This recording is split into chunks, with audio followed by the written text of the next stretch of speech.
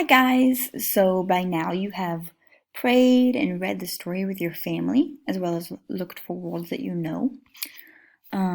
This is one of my favorite stories. Can you imagine feeding thousands and thousands of people just by using 5 loaves of bread and 2 fish?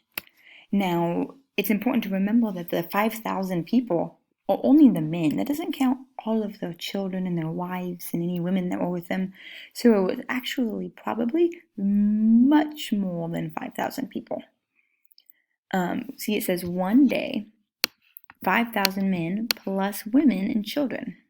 So it was much more than 5,000. What a miracle. Okay. Now that you have reread it, looking for words that you know, you are going to do this activity. So Jesus feeds the 5,000, the story of 5 loaves and 2 fish.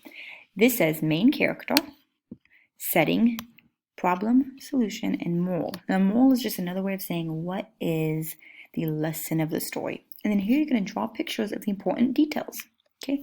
Remember, the main characters are who mostly did the action.